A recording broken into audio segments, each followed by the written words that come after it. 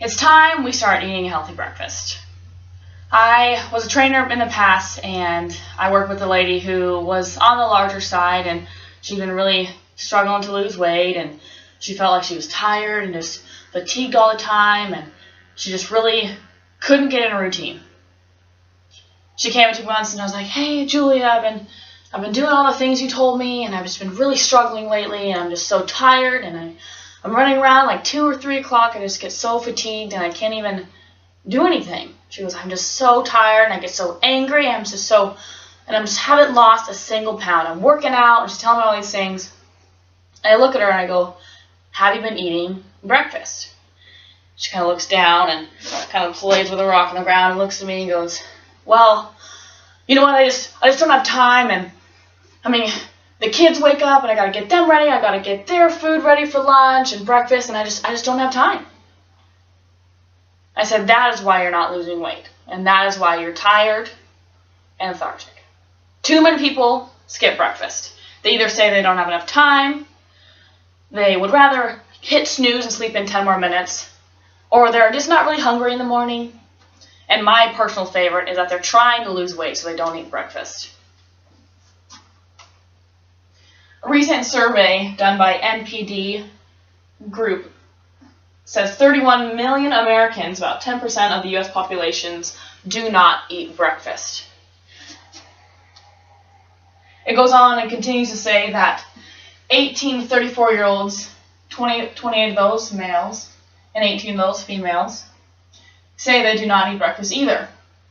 I personally think it's just because of laziness, but it could be something different. 35 to 54-year-olds, 8% of that is males, 13% is females, say that they don't eat breakfast either. Getting better, but still those percentages are pretty poor. And 55 years old and over than that is 11% and 10%. These are terrible numbers. If you're ever looking to gain energy, lose weight, or get your metabolism started, or start your day off right, these are things you cannot do. You cannot skip breakfast. So I'm going to explain to you a few things. 3 reasons why we shouldn't skip breakfast. It kickstarts your metabolism.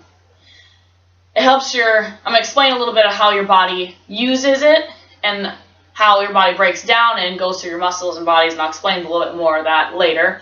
And also I'm explaining in detail what a good breakfast actually is. So it starts with our metabolism. Some people say that a good metabolism is just genetics. If you're born with a slow one or you're born with a quick one, it's either lucky or unlucky. Well, I personally think, yes, there's a little bit to do with that, but I also think it's a little different.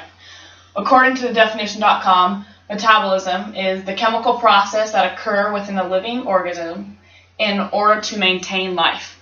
So this means that at conception, metabolism started and will continue to grow or slow down or quicken, depends on how you eat, until you die. So metabolism isn't going anywhere. Until you are in the ground, it is sticking with you. This also, eating breakfast in the morning, improves your concentration and improves your energy and your performance within the classroom, or if you're working then within your boardroom, or if you're in manual labor, then it's going to give you more energy throughout the day.